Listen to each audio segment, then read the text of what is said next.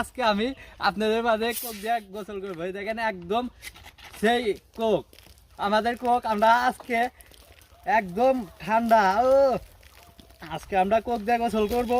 তো আপনারা সবাই আমাদের সাথে থাকবেন।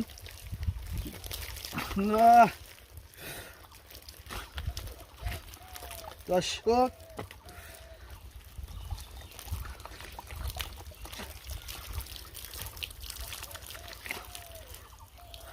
দর্শক কোক দিয়া গোসল করলাম 2 লিটার। এখন আমি আবার গোসল করব এই প্রাণাপ দিয়ে গোসল করব। তো